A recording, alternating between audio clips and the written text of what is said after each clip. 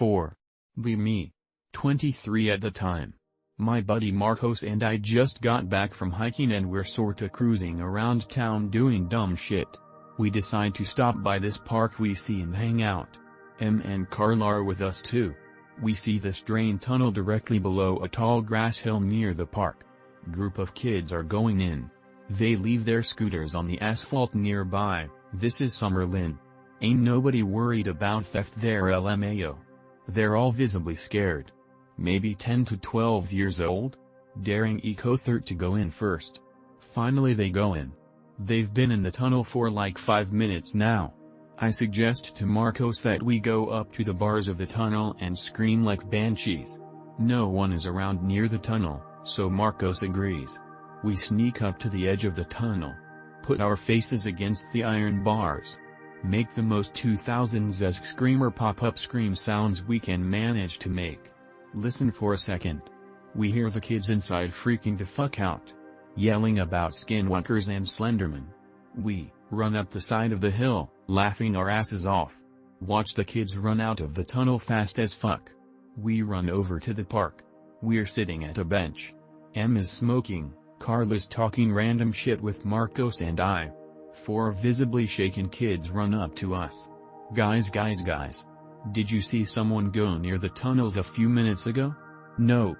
We didn't see anybody in that area. OMG. Skinwalkers. We see them run away fast as hell towards their scooters. They ask 3 other people on the way to the scooters. The people all also tell them no. We're trying so hard not to fucking die laughing. I feel like it was overall a good deed. Maybe it was bad to scare children, but we kept them out of the tunnels. 2. Me. 16 at the time. In a drain tunnel over near Rainbow Library. This drain tunnel is sketchy as fuck. Always has random broken laptops and phones in front of it. It's Halloween. I decide to go into the tunnel with my buddy Victor because I'm dumb.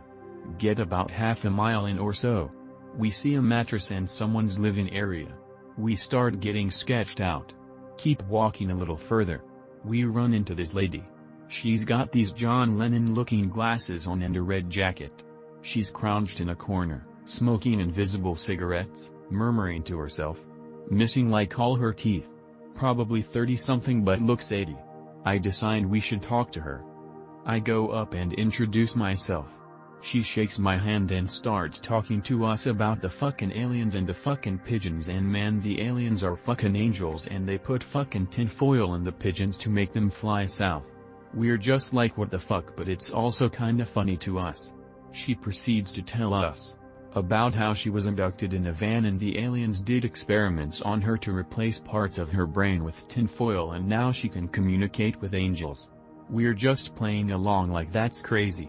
She says that when people use metal detectors she can sense it in her brain and it causes her pain because the frequencies penetrate her skull to reach the foil the aliens implanted, and this upsets the angels who hide amongst humans as pigeons. Just crazy shit for like an hour. Talk with her for maybe 2 hours. Offer food, water. Can't get any degree of coherence from here.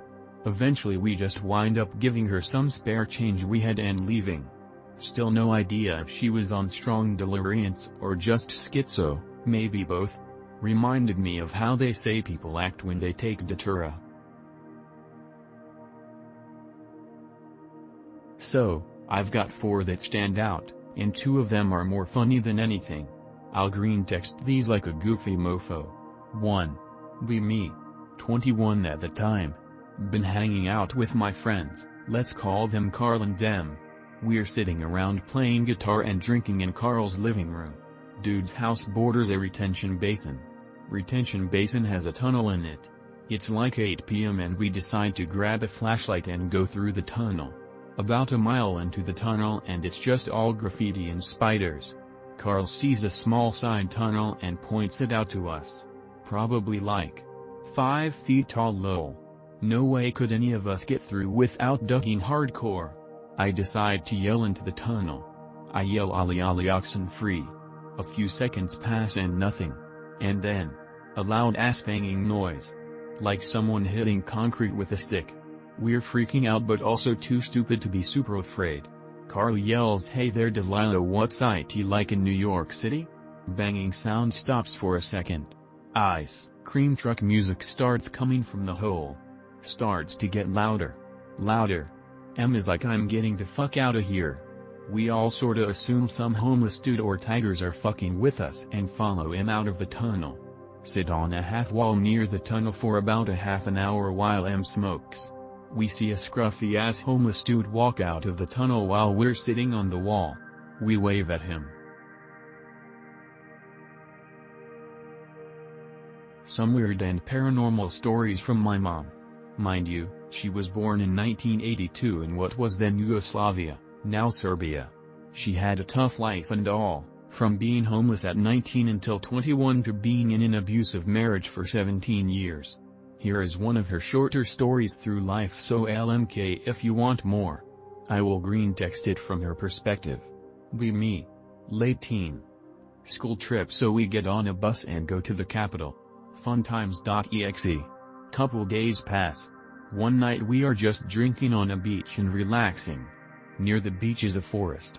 Gypsy woman comes out of the damn forest. TF.jpg. Kinda late for her to be wandering, but whatever.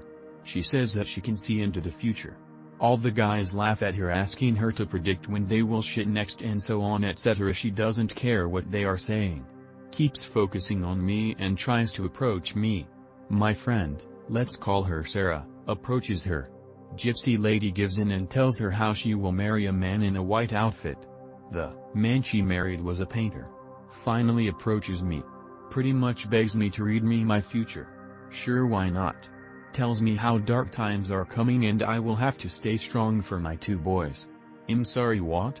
Leaves.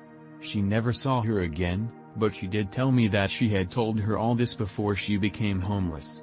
Mind you, a lot of these stories are recorded from years ago when she told me, but this one is a memory that I don't think I recorded. But if this thread takes off, I can listen to the recordings and transcribe more of them. Earlier, be me. Verily in a woods with Raffelstein. Rolls a joint. Yes, pretty based for a J dude. Begins getting late. JPEG. Oh, let's make dinner. Dilly-dally and find some stuff to eat. Yapping and pulling out shit we already had. Food, throw it in the pot. A blessing, double boiling puddle. 4GP. Laughing as it's finished. Cake looks pretty good. This smells really good. Even fucks really good. No. It tastes really good. NGL eating from the same pan like tribals. 0, MFW when he snatches the pot and runs off. Slowly comes back later while zonked. And sets it in our tent. Usual Raffelstein ZZ. Return next morning to our travels. I no longer see Raffelstein and I hope he's doing well. I still remember the last thing he ever said to me before we parted ways. Alright, just for some clarification.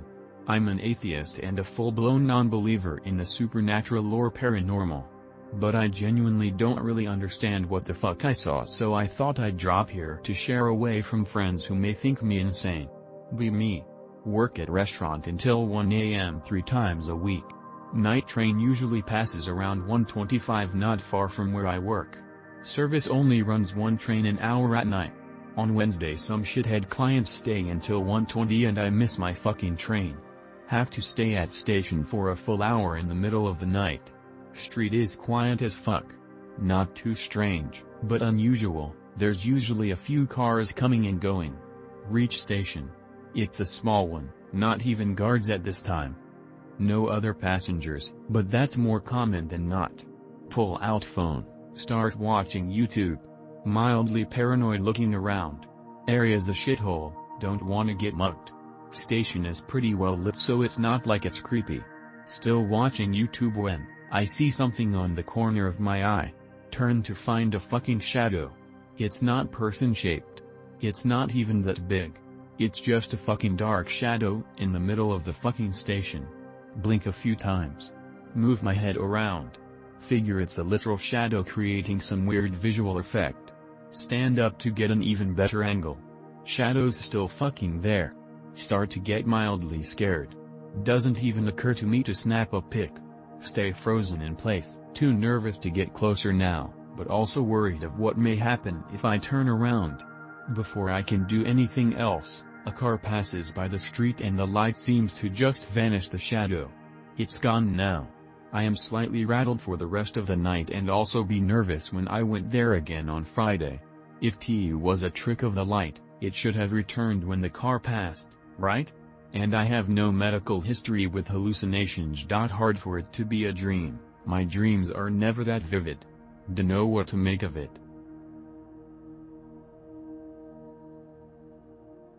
3. This one is short but funny. Be me. Maybe 18 or 19 at the time? In a drain tunnel taking pics of graffiti with my old ass camera. It's like 5 p.m. or so. I'm maybe a mile into the tunnel? This is a double tunnel. The two sides are separated by a wall, with occasional peephole. It's located in a ditch over near a park called The Hills. Anyway, like I said, I'm about a mile into this thing. Pitch black, but I've got a powerful flashlight, so I, and my camera, can see everything. Sudden urge to piss. Decide to just turn my flashlight off and piss in the dark against a corner of the tunnel. Flashlight goes off. Pitch black, can't see shit. Start pissing. Hear a voice off in the distance. Sounds like Uncle Samsonite. That's a nice stream you got there. Stop pissing midstream. Freaking out. Pull my pants up all the way and turn the flashlight on. About 600 feet in the distance, I see a face peering at me through the hole in the split wall. I nope the fuck out of there. I came back about a month later and went in the other channel. Thing was full of hypodermic needles. Like thousands. Be me. 12 at the time. Headed home from a family trip to Elko, Nevada. Headed back to Las Vegas, Nevada. Dad wants to get up at 3 a.m. and start driving home, so we can get back to Vegas early enough to go check on my grandma. Whatever, I've got my Game Boy. Wake up at 3 a.m. after staying up late as hell playing Pokemon Yellow, exhausted but gung-ho to get home. We load up the car, check out from our hotel, and hit the road. A few hours pass and we're driving along an open stretch of desert road. Looks almost like the stock photo here. Really pretty and eerie at the same time.